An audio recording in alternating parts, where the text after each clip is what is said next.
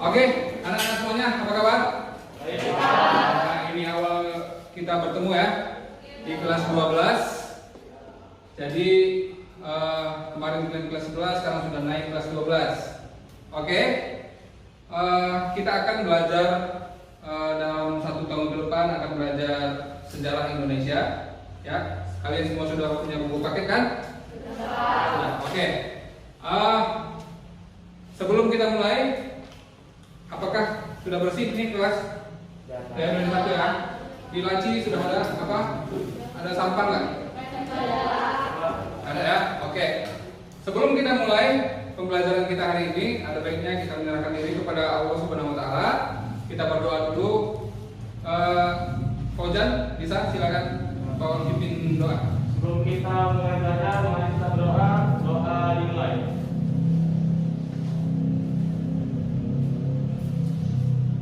Doa selesai. Oke anak-anak semuanya, jadi kita hari ini akan berbicara masalah perpecahan suatu bangsa, ya, yakni adanya pergolakan-pergolakan atau pemberontakan-pemberontakan. Itu adalah materi awal kita. Nah, sekarang saya mau tanya kepada kalian semuanya, apa yang dimaksud dengan integrasi? Persatuan bangsa. Yang dimaksud dengan integrasi itu adalah persatuan suatu bangsa di dalam suatu negara. Nah, kalau disintegrasi itu apa? Perpecahan suatu bangsa di dalam satu negara.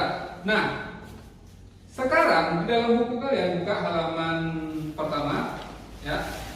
Di situ tertulis apa? Perjuangan menghadapi ancaman disintegrasi bangsa.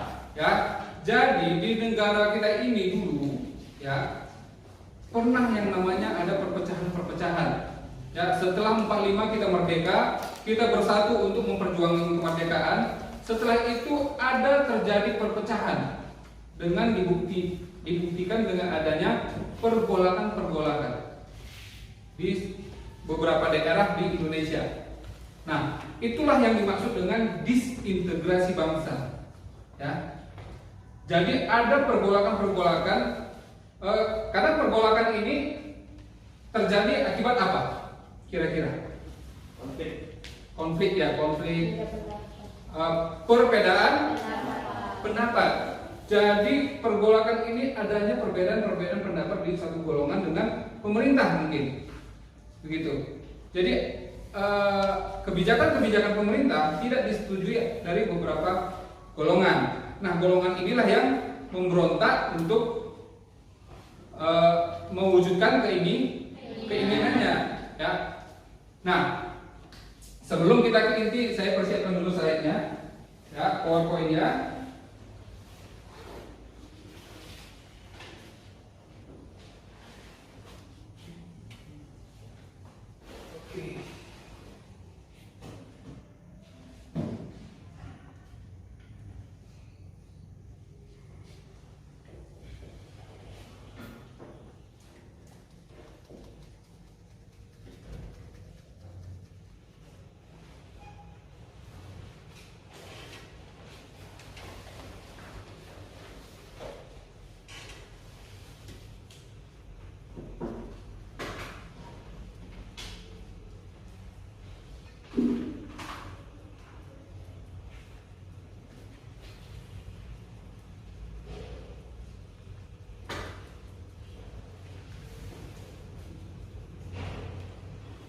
Sudah tampil?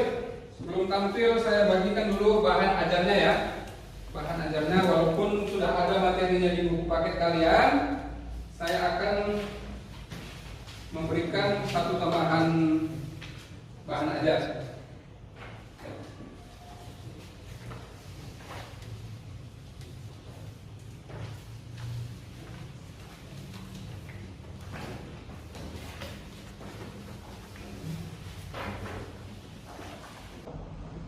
Oke, hadir semua anak-anak. Ada ya, tapi saya absen dulu, mana tahu kalian ada yang cabut pula ya. Oke. Cindy, Ripani. Ya. Sylvia Ratu. Delima. Saskia. Ya. Nova. Azkia. Ya. Saswa. Saskia. Siaswa. Ya. Fauzan. Rifki. Dimas. Randy. Naila. Alivia. Oke.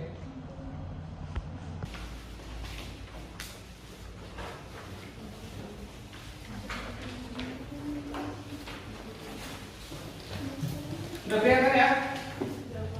Sudah kelihatan. Oke.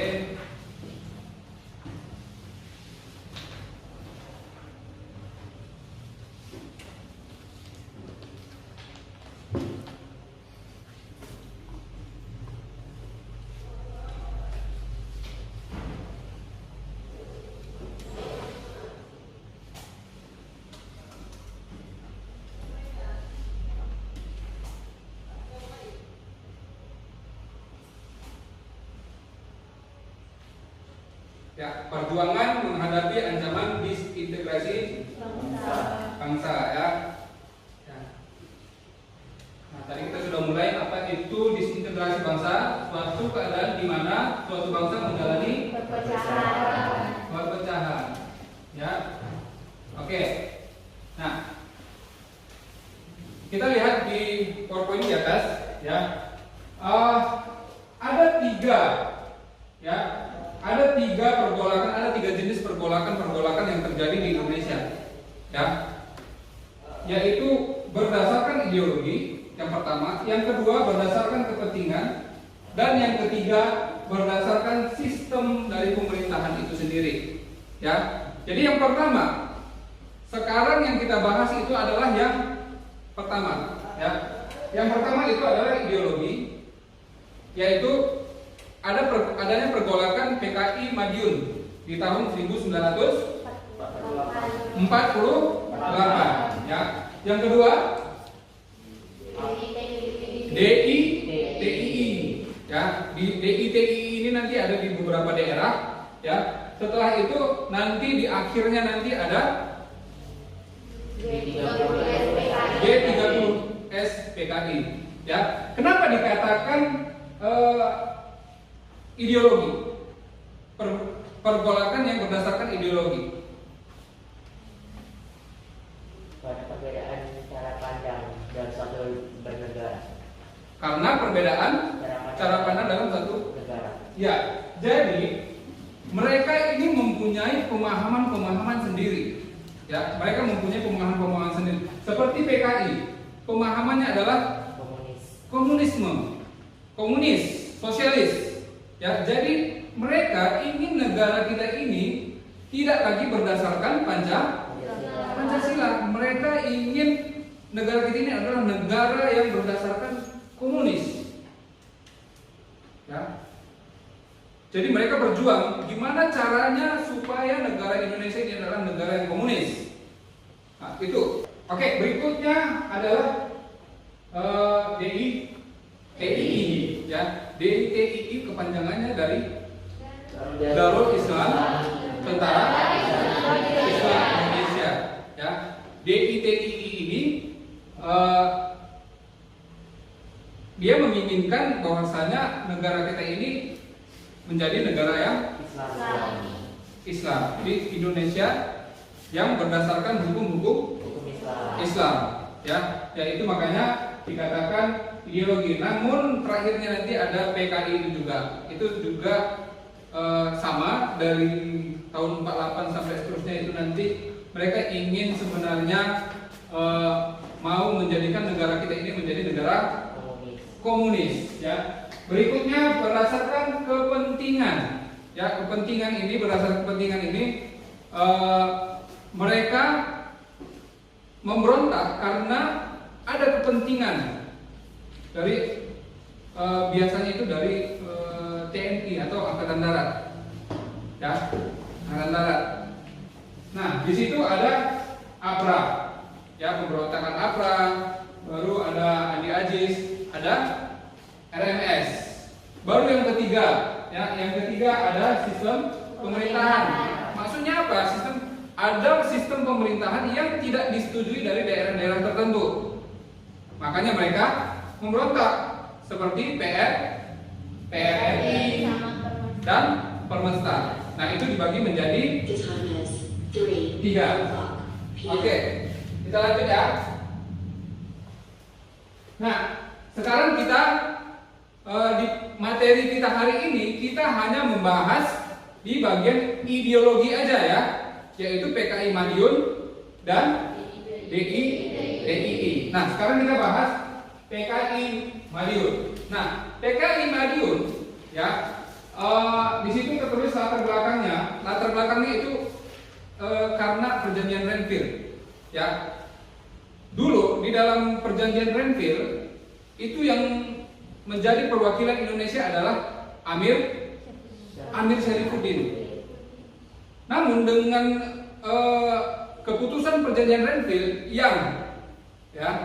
yang membuat sebenarnya Indonesia lebih dirugikan daripada Belanda, karena wilayah-wilayah yang diberikan kepada Indonesia itu lebih kecil, jadi dirugikan. Makanya dianggap Amir Syarifuddin ini gagal dalam keputusan Renville tersebut. Maka dari itu dia diturunkan dari kabinet. Amir Syarifuddin diturunkan dari kabinet dan diganti menjadi kabinet Hatta. Maka dari itu Amir Syarifuddin ini nanti akan membentuk satu komunitas atau satu golongan yang disebut dengan FDR, yaitu Front Demokrasi Rakyat. Yang nantinya juga kebetulan pada masa itu juga si Musso seorang tokoh PKI juga pulang dari Uni Soviet, datang ke Indonesia, ingin mengembangkan kembali komunis di Indonesia, bertemu dengan Amir Syarifuddin. Maka mereka bersama-sama mau membuat suatu satu golongan yang lebih kuat lagi, yaitu PKI yang berpusat di Madiun. Nah, karena Amir Syarifuddin ini tadi digantikan oleh Hatta, maka ada tujuan-tujuan mereka. Ya, di sini pemimpinnya adalah Amir Syarifuddin yang nanti membentuk FDR, baru Musso yang nantinya akan membentuk Republik Soviet Indonesia. Nah, tujuannya apa? Menjatuhkan kabinet Hatta yang tadinya Amir Syarifuddin dilengsarkan dari situ, dari kabinet, digantikan dengan kabinet Hatta. Setelah mereka lengser, maka mereka kembali ingin menjatuhkan kabinet Hatta. Ya, yang kedua, membangun negara sosialis Indonesia, yaitu negara komunis Indonesia, dan ingin membentuk Republik Soviet Indonesia. Ya. Nah, penumpasannya bagaimana? Penumpasannya dengan operasi militer Siliwangi di tahun 1948. Jadi pada masa itu di Madiun itu terjadi pemberontakan itu sangat banyak sekali korban-korbannya ya. Itu bisa kalian lihat ya dari video yang berikut. Saya akan tampilkan satu video.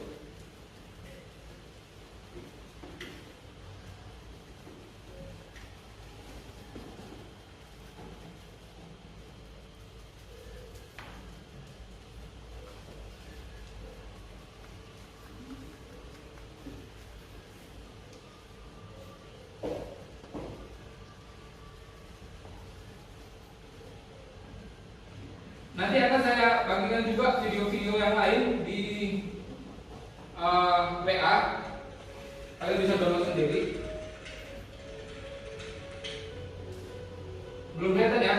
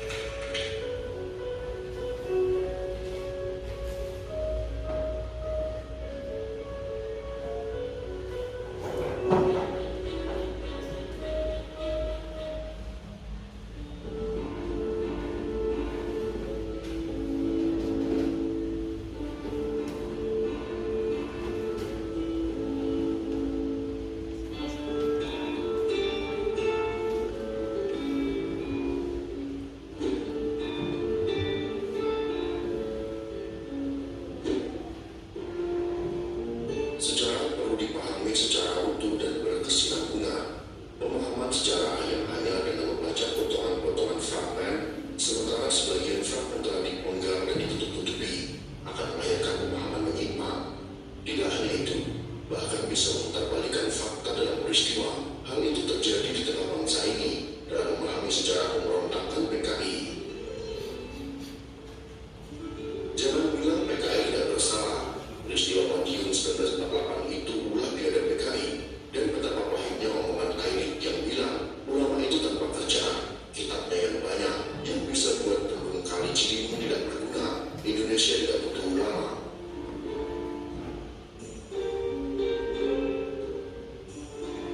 Dalam pandangan sejarah kontemporer yang tidak benar, PKI hanya dianggap membuat manuver hanya tahun 1965. Itu pun juga tidak sepenuhnya diakui.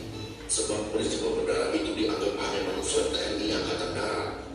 Kemudian dibuat kesimpulan bahwa PKI tidak pernah melakukan petualangan politik. Mereka dianggap sebagai korban konspirasi dari TNI Angkatan Darat dan ormas Islam anti PKI seperti NU dan lain sebagainya.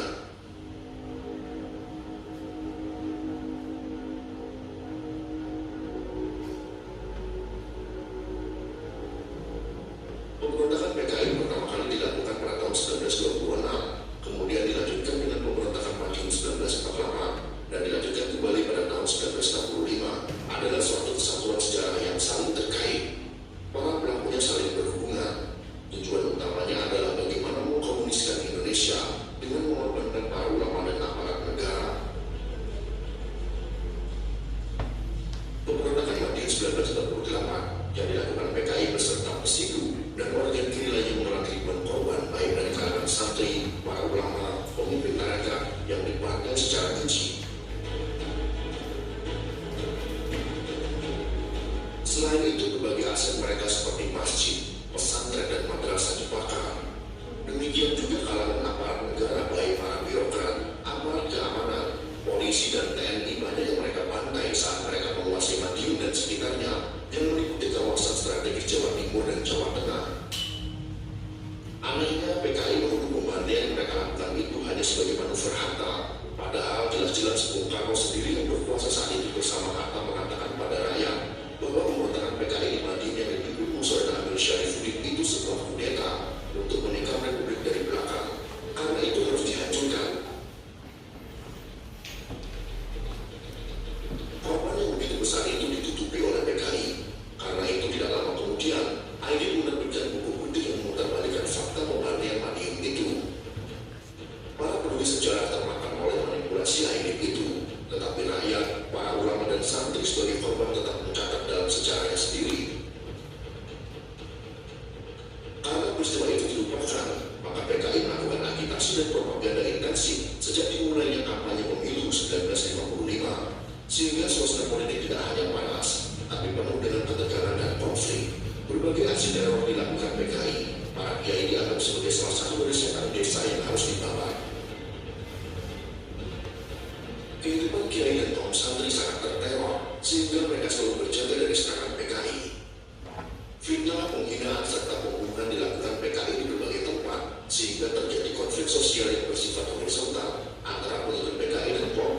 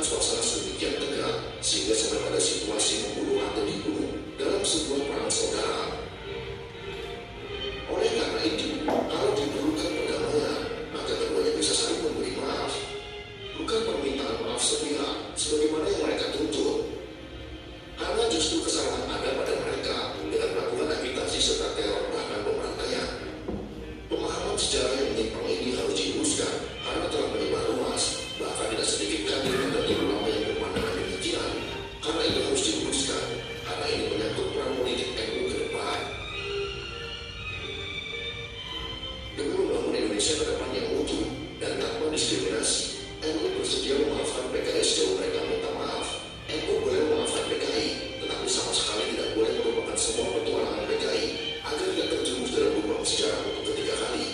Dengan demikian bisa bersikap proporsional, bersahabat, bekerja sama dengan semua pihak, namun tetap menjaga keberadaan agama, keutuhan wilayah, komitmen ideologi serta keamanan negara.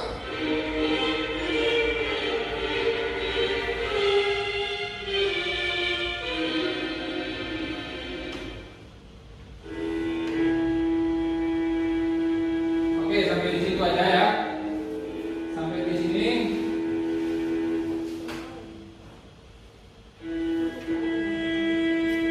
Ya, itu selanjutnya itu nanti PKI tahun 65 ya. Oke, kita lanjut.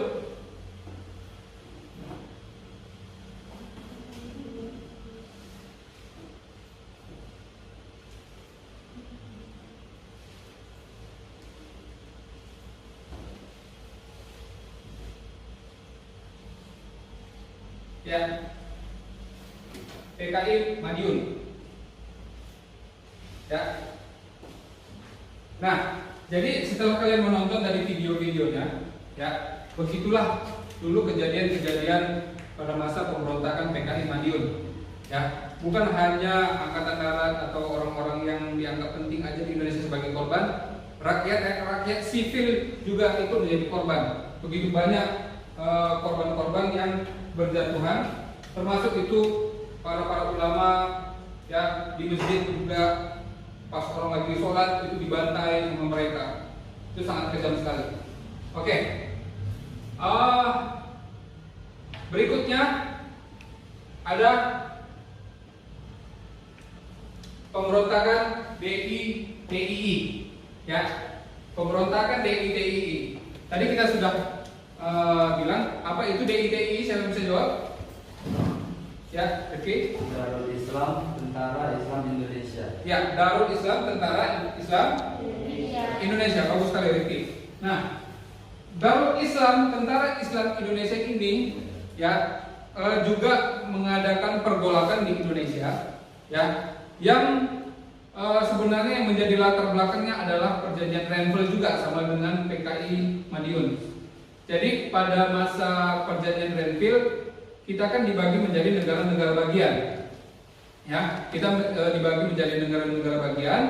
Setelah itu di negara Pasundan ya diharapkan semuanya ya tentara-tentara Indonesia berpindah ke Jawa Tengah. Jawa Tengah, termasuk yang dipimpin oleh Kartosuwiryo yang nanti akan menjadi pimpinan DITII di Jawa Barat. Nah, karena daerah kekuasaan Indonesia semakin sempit, ya, dan daerah-daerah yang diperintah oleh Belanda itu juga menjadi satu keuntungan bagi mereka, ya. Jadi tentara-tentara yang ada di bagian wilayah Pasundan itu harus dipindahkan ke Jawa Tengah. Namun tentara yang nantinya akan menjadi Darul Islam ini tidak mau berpindah. Kartosuwiryo tidak mau pindah dari Pasundan. Dia mengambil kesempatan, dia mau menetap di Pasundan, dan karena di Pasundan kekosongan kekuasaan, maka dia ingin mengambil kesempatan untuk membentuk suatu negara yang berasaskan Islam. Nah, jadi dia membentuk yang namanya DITII, Darul Islam Tentara Islam Indonesia. Jadi pasukan-pasukan Kartosuwiryo dulu berubah menjadi TII, yang dulunya mereka adalah tentara yang melawan Belanda untuk memperjuangkan kemerdekaan Indonesia. Ketika beralih di perjanjian Renville yang merugikan Indonesia, ya, dia tidak mau, artinya dia ingin menetap di Pasundan dan membentuk suatu tentara Islam Indonesia. Nah, DITII ya, juga terjadi di daerah-daerah lain. Yang pertama tadi kan di Jawa Barat, yang kedua di Jawa Tengah, yang ketiga di Sulawesi Selatan, yang keempat Kalimantan Selatan, dan yang terakhir di Aceh. Oke, kita lanjut. Nah, yang pertama itu DITII yang di Jawa Barat. DITII Jawa Barat ini dipimpin oleh Kartosuwiryo langsung, orang yang membentuk DITII di Jawa Barat. Ya, dia dipimpin oleh Kartosuwiryo, ini orangnya. Ini kartunya ya, aslinya nanti bisa kalian googling aja, mirip seperti ini orangnya. Jadi latar belakangnya adalah perjanjian Renville, ya. Baru terbentuklah Laskar Hizbullah dan Sabibillah. Baru yang seperti Bapak katakan tadi, mereka keberatan jika harus dipindahkan dari Jawa Barat. Nah, pimpinan Kartosuwiryo tujuan membentuk negara Islam Indonesia, dan ini nanti akan ditumpaskan oleh operasi militer yang namanya Baratayuda atau pagar betis, ya. Nah, setelah ini nanti mereka ditumpaskan, akhirnya Kartosuwiryo ditangkap dan ditembak mati. Di mana? Di Pulau Ubi. Pulau Ubi. Ini info ya. Asal kalian tahu, sebenarnya Kartosuwiryo ini adalah orang dekat oleh Presiden RI pada masa itu, yaitu Insinyur Soekarno. Mereka sebenarnya kawan dekat, satu perguruan. Cuman Insinyur Soekarno dia nasionalis, dia lebih ke negara Islam, gitu. Tapi ketika Kartosuwiryo berontak atau berkhianat, Kartosuwiryo dengan terpaksa harus dihukum mati di Pulau Ubi. Ya, Pulau Ubi itu di salah satu kepulauan di Pulau Seribu. Nah, ya, nanti dia di situ ditembak mati dan dimakamkan juga di situ. Oke. Yang berikutnya adalah DITII yang ada di Jawa Tengah. Ini juga sama seperti Kartosuwiryo tadi. Ya, di Jawa Tengah juga ada kekosongan kekuasaan. Namun di sini dipimpin oleh Amir Fattah, ya. Amir Fattah ini pada awalnya sebenarnya dia bergabung di TNI. Namun ketika banyak masalah-masalah intern mereka, ya, selalu ada tegangan-tegangan antara kelompok Amir Fattah dengan TNI. Namun ini diambil kesempatan oleh Kartosuwiryo. Ya, ketika mereka ada ketegangan, Amir Fattah diangkat oleh Kartosuwiryo menjadi panglima, ya, menjadi panglima di Jawa Tengah. Amir Fattah ini. Nah, namun ini juga dapat ditumpaskan, ya. Jadi tujuannya juga sama, membentuk negara Islam Indonesia, dan ditumpaskan oleh operasi militer, ya. Berikutnya DITII yang ada di Sulawesi Selatan. Nah, ini dipimpin oleh Kahar Muzakar. Ya, Kahar Muzakar.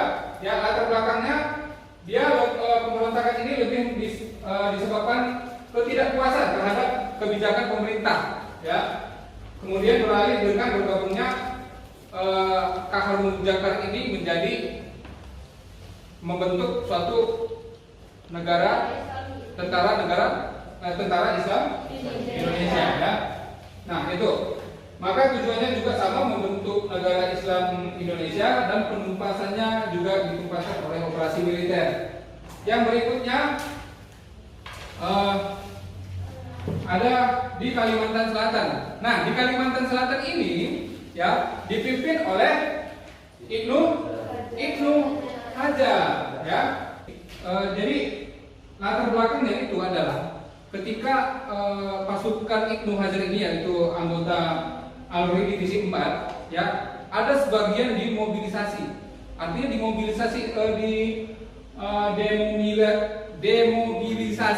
ya, itu artinya dia dikeluarkan dari pasukan itu, tidak diangkat menjadi TNI, begitu. Termasuk Ibnu Hajar ini. Jadi dengan begitu ada urusan pribadi sebenarnya, pribadi angkatan, tapi inilah yang mendasari mereka memberontak dan ingin bergabung ke DITII. Jadi karena mereka ini tadi tidak setuju dengan keputusan pemerintah, mereka bergabung ke DITII yang dipimpin oleh Kartosuwiryo. Begitu. Nah, ini yang di Kalimantan Selatan. Penumpasannya juga melalui operasi militer. Oke. Yang berikutnya, yang terakhir, yaitu DITII di Aceh. Ya, ini agak berbeda sedikit dari yang keempat tadi. Ya, DITII di Aceh ini dilatar belakangi oleh di tahun 1950 pemerintah menetapkan bahwa wilayah Aceh sebagian dari provinsi Sumatera Utara. Jadi provinsi Aceh itu nggak ada, dia termasuk di dalam provinsi Sumatera Utara. Jadi mereka nggak senang masalah ini. Nah, karena mereka tidak suka, mereka memberontak dan menggabungkan diri ke DITII yang pada dasarnya Aceh itu mayoritas adalah Islam, ya. Nah, sampai di sini ada yang mau bertanya? Ya. Alasan Aceh itu kenapa nggak mau sama Sumatera Utara itu apa? Atau karena Sumatera Utara itu mayoritasnya Batak gitu atau gimana? Bukan, nggak ada kaitan dengan etnis juga sih sebenarnya. Jadi dulunya sebenarnya kan ini lebih dikenal dengan daerah Aceh, ya. Yang namanya daerah Aceh disatukan, ya, dengan Sumatera Utara. Jadi kan menghilangkan nama Aceh itu. Ya, jadi mereka tidak suka. Ini kan sebenarnya yang dipimpin oleh Gorah ini, yaitu tokoh Kusa. Kusa itu tahu apa? Persatuan Ulama Seluruh Aceh. Ya, jadi Persatuan Ulama Seluruh Aceh ini tidak senang bahwasannya Aceh ini digabungkan dengan Sumatera Utara. Namun ini tidak ada penumpasan militer, maksudnya penumpasan tidak melalui cara militer. Ini dilakukan dengan negosiasi, ya, dengan musyawarah, ya. Jadi penumpasannya ini melalui jalan perdamaian, ya, perdamaian, pengampunan. Jadi setelah damai, maka yang memberontak tadi semuanya itu diampuni, begitu. Nah, inilah beberapa pemberontakan DITII yang ada di Indonesia. Nah, sekarang, ya, sekarang tugas kalian setelah materi ini, kalian akan berdiskusi. Saya akan bagi kelompok, ya. Saya bagi kelompok. Ini kelompok 1, ini kelompok 2, ini kelompok 3, ya. Kelompok 1 diketuai oleh Pojan, kelompok 2 diketuai oleh Randy, ya. Kelompok 3 diketuai oleh Ratu. Oke? Oke.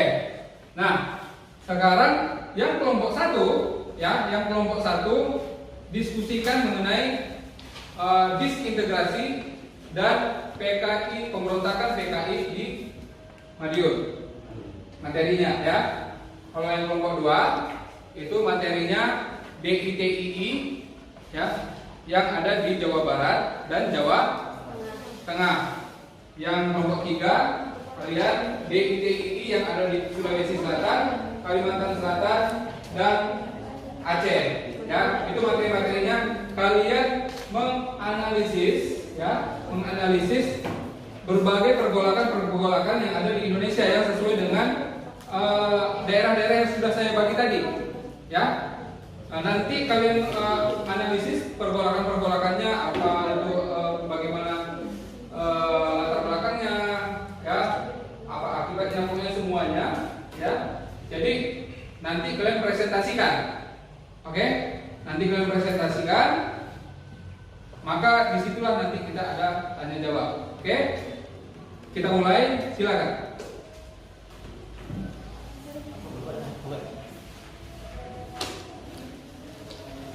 Kalau mau bertanya gimana caranya, silakan ya.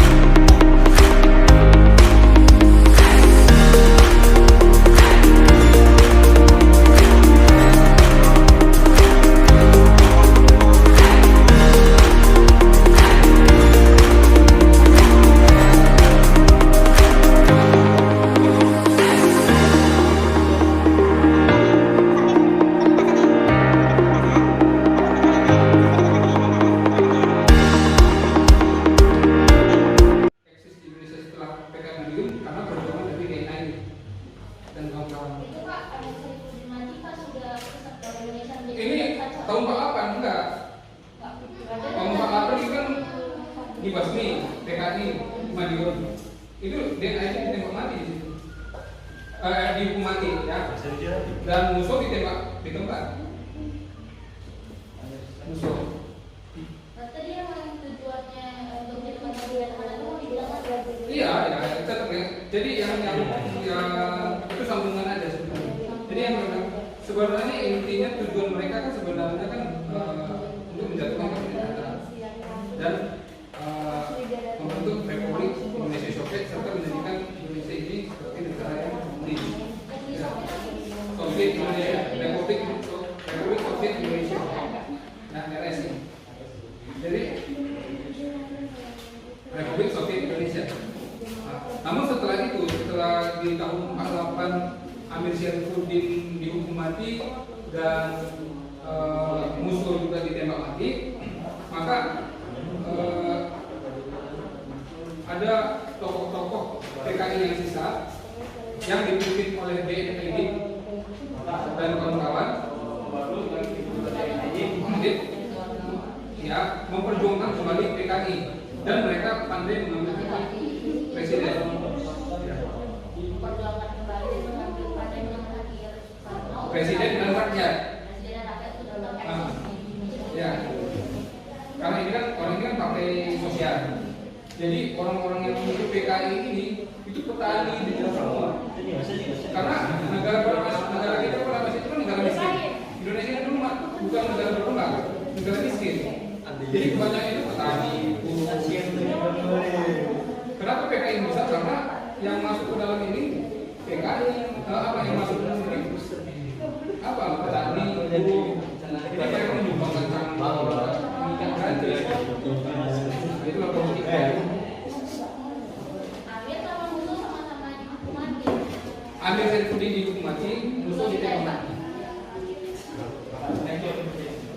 Iya. Tunggu dong.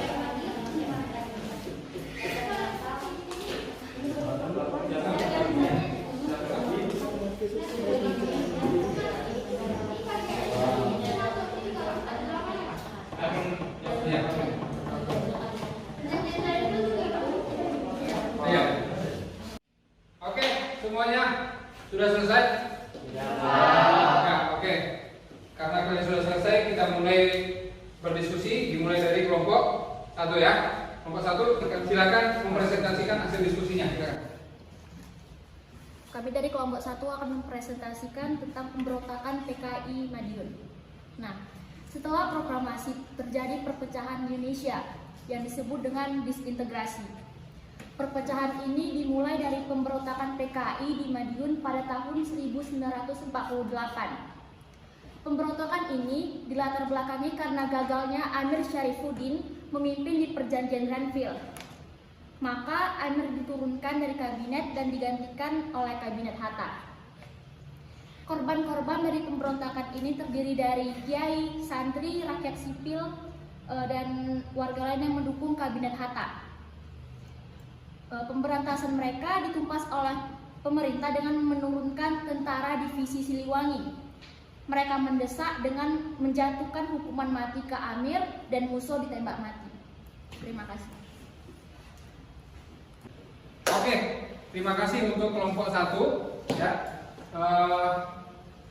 Tadi kelompok 1 sudah mempresentasikan hasil diskusinya. Sekarang siapa yang mau bertanya kepada kelompok 1? Silakan.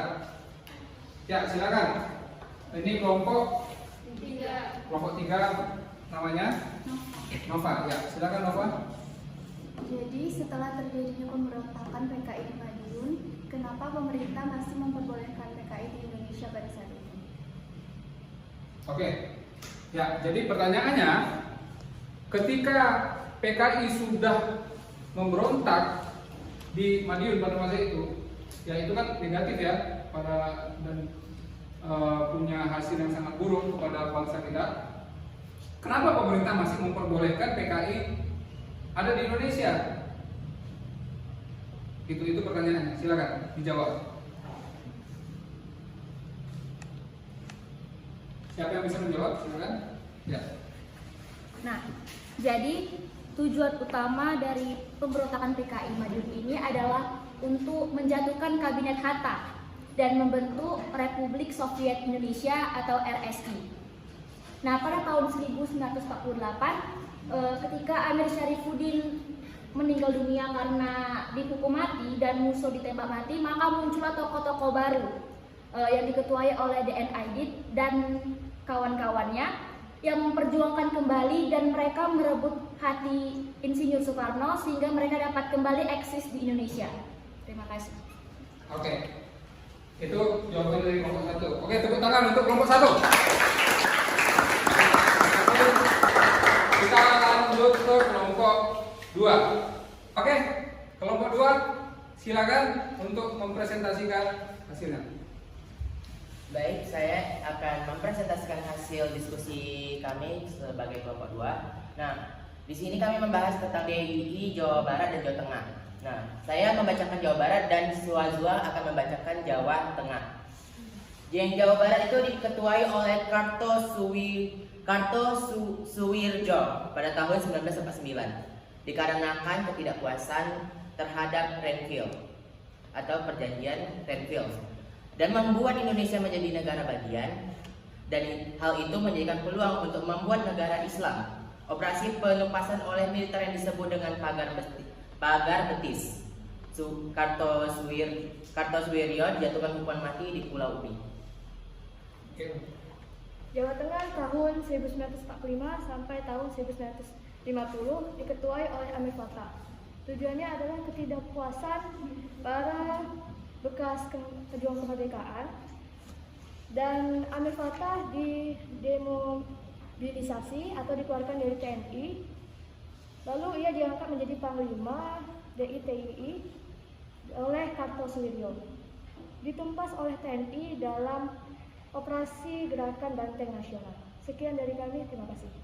Oke, itu tadi hasil diskusi dari kelompok 2, yaitu DITII yang ada di Jawa Barat dan Jawa Tengah yang dipimpin oleh Kartosuwirjo, kemudian di Jawa Tengah oleh Amir Fattah. Oke. Untuk kelompok 2, apakah ada pertanyaan? Saya, Pak. Oke, silakan. Kelompok 1 ya, Rifki. Iya, Pak. Silakan, Rifki. Saya dari kelompok 1 ingin bertanya, apa hubungan DITII yang ada di Jawa Barat dengan DITII yang ada di Jawa Tengah? Oke, apa hubungan DITII yang ada di Jawa Barat dengan Jawa Tengah? Ya, untuk kelompok 2 silakan menjawab.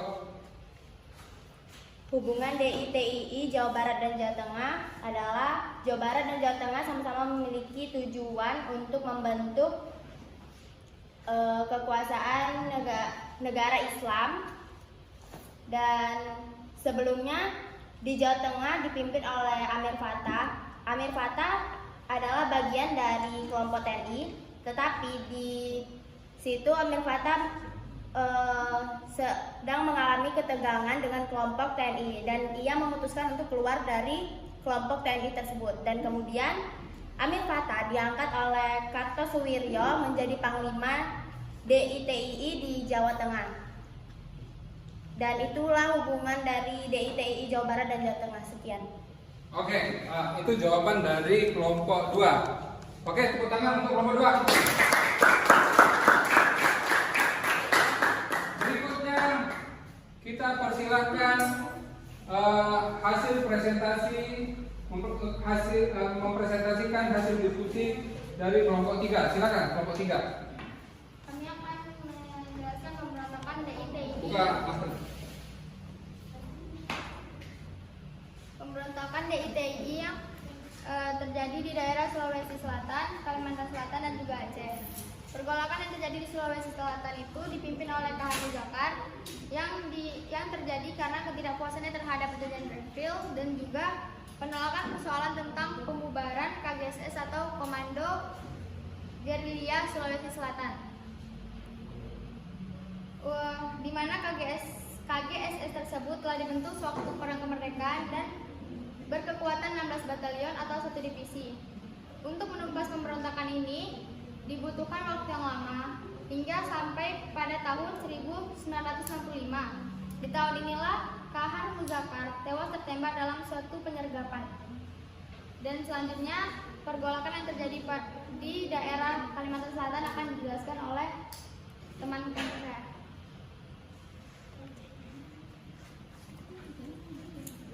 DITI di Kalimantan Selatan dilatar belakangi oleh kekecewaan pasukan tentara yang harus didemobilisasi atau mendapatkan posisi yang tidak sesuai dengan keinginan mereka. Dipimpin oleh Ibnu Hajar yang awalnya adalah TNI.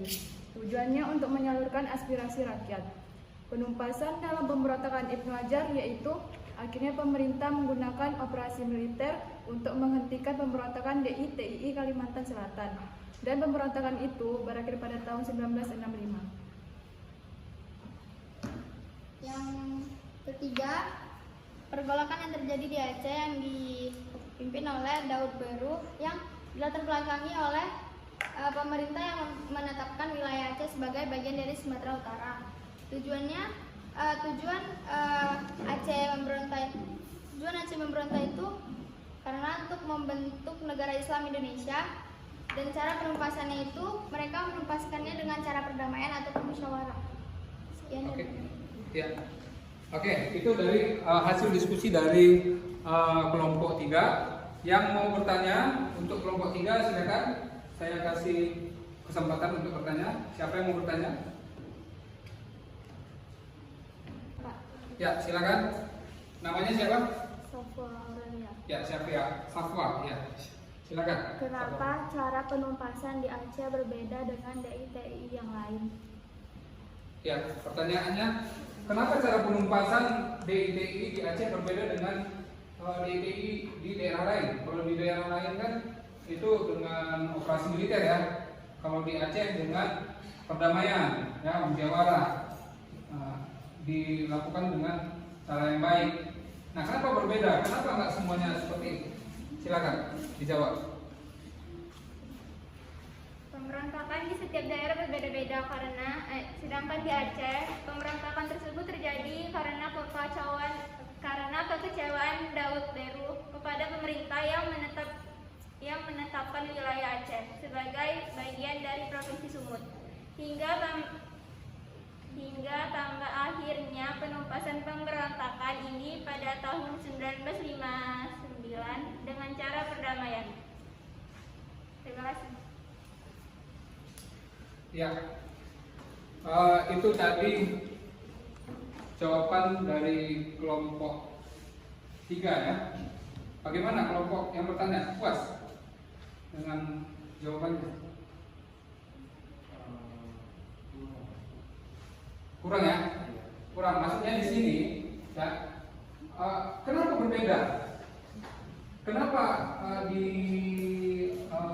Aceh ini dilakukan dengan cara yang damai gitu?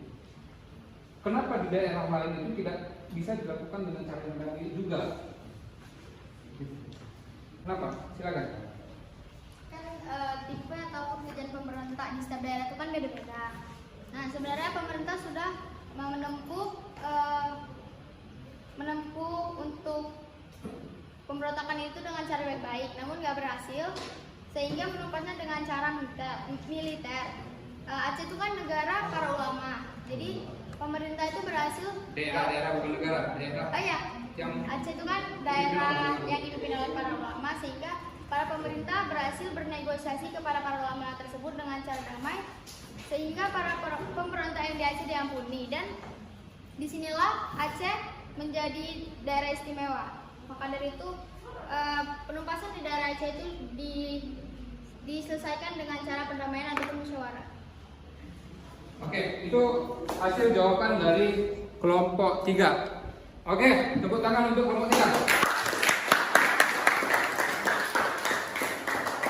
Ya, sekarang setelah kalian diskusi, ya, kita masuk ke dalam kuis. Ya, semuanya buka karutnya.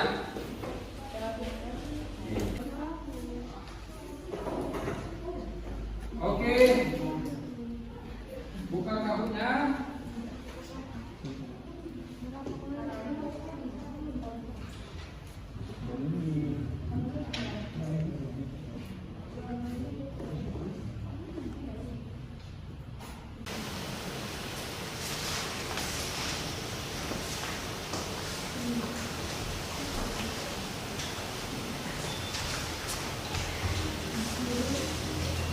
Oke, itu dia kodenya, pinnya, silakan bergabung.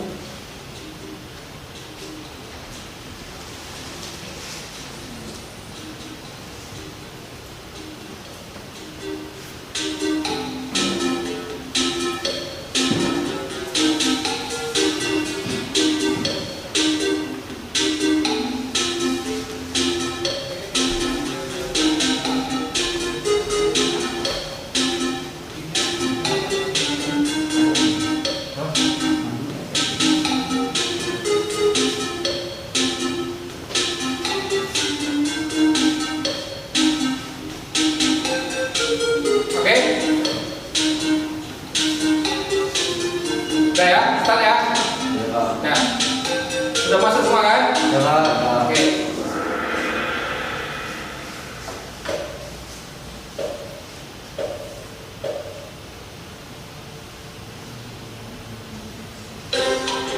Apa yang dimaksud dengan integrasi?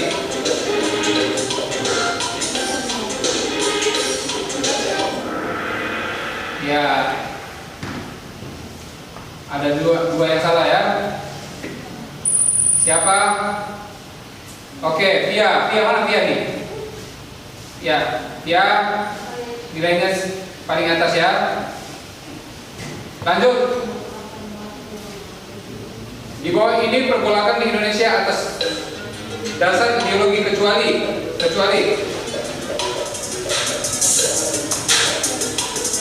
Ya, adu cepat nih, adu cepat. Soalnya gampang-gampang.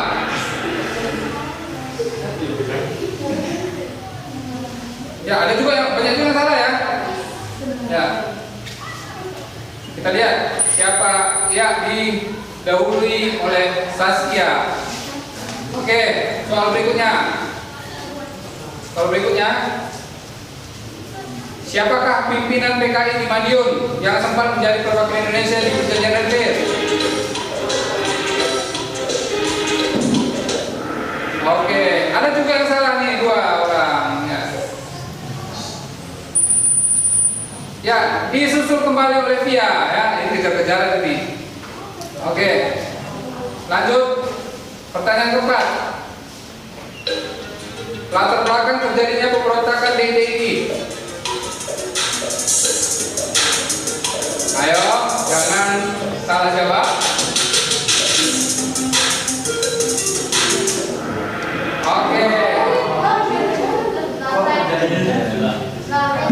Ya.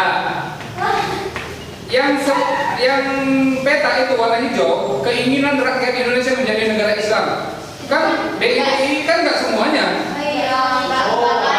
Makanya perhatikan kalimatnya. Ini di sini kalimatnya keinginan rakyat Indonesia. DIY kan bukan semua, rakyat Indonesia bukan semua DIY kan? Ya. Oke, yang benar itu perjanjian Renville yang merugikan Indonesia ya. Oke, lanjut ya. Ada satu yang benar, siapa yang benar nih? Ya, Ratu.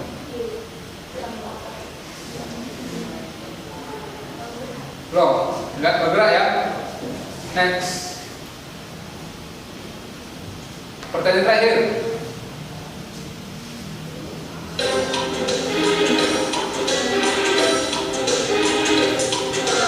Ya, betul dilihat.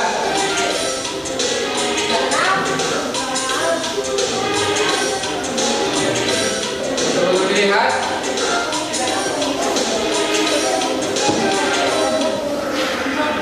Ya, yang benar itu hijau ya, peta. Dan di sini ada yang merah itu ada sumut. Sumut nggak termasuk kan?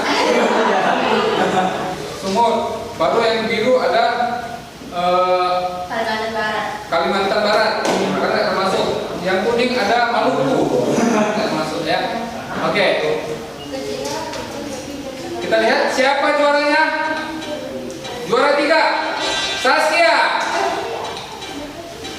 Juara 2 Zaskia. Juara 1 Askia.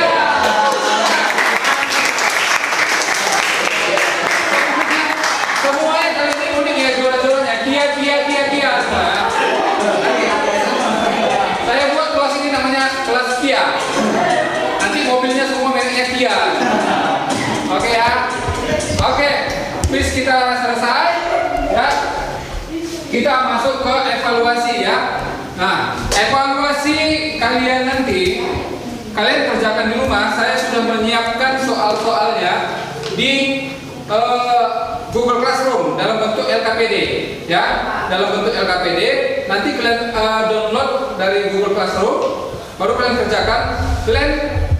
Kalian kirim lagi melalui email ya, yang sudah saya bagikan. Oke? Oke ya, dikerjakan rumah. Waktunya cuma seminggu. Oke? Nah, oke. Dari awal pembelajaran kita tadi, kira-kira siapa yang mampu menyimpulkan hasil pembelajaran kita hari ini? Oke, Randy, silakan. Hasil kesimpulan hari ini adalah disintegrasi bangsa yang artinya perpecahan, yang dimulai dari PKI di Madiun yang artinya yang latar belakangi oleh Amir Syarifuddin yang gagal dalam perjanjian Redfield. Nah, maka Amir Syarifuddin diturunkan dari kabinetnya dan diganti oleh kabinet Hatta. Penumpasan PKI ini oleh pasukan Siliwangi. Nah, ada lagi DII yang artinya Darul Islam Tentara Islam Indonesia. Ada di Jawa Barat yang dipimpin oleh Kartosuwirjo yang latar belakangnya itu tidak mau dipindahkan ke Jawa Tengah. Nah, lalu dia itu membuat pasukan yang ingin menjadikan negara tersebut menjadi Islam. Negara Islam. Iya, negara Islam. Ada di Jawa Tengah, dan yang kedua ada di Jawa Tengah yang dipimpin oleh Amir Fattah.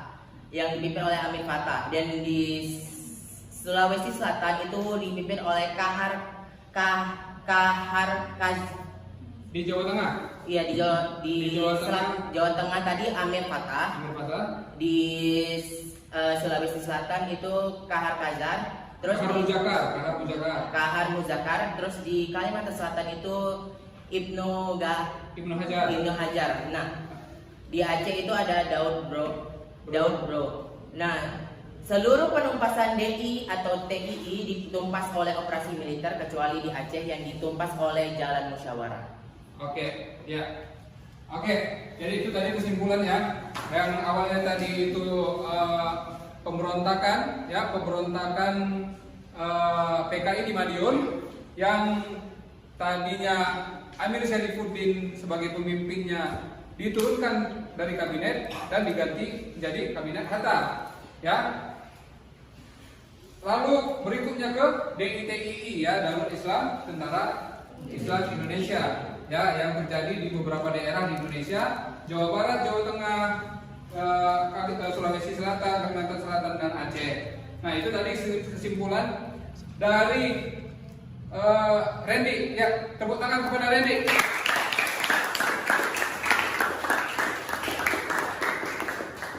Oke, terima kasih anak-anak semuanya. Pembelajaran kita sudah selesai ya. untuk berikutnya nanti kalian belajar di rumah tentang pemberontakan selanjutnya, yaitu pemberontakan APRA, Andi Ajis, ya. Nanti kalian baca di buku paket kalian atau di sumber-sumber yang lain. Minggu depan kita akan masuk ke dalam pembelajaran itu, oke? Dan jangan lupa dikerjakan tugasnya yang ada di LKPD, oke? Oke ya, ya. Oke, terima kasih. Pembelajaran kita sudah selesai. Namun sebelum kita mengakhiri pembelajaran kita ini, ada baiknya kita juga menyerahkan diri kepada Allah Subhanahu Wa Taala yang dipimpin doa oleh Fauzan. Silakan Fauzan. Sebelum kita menyelesaikan pelajaran hari ini, mari kita berdoa. Doa dimulai.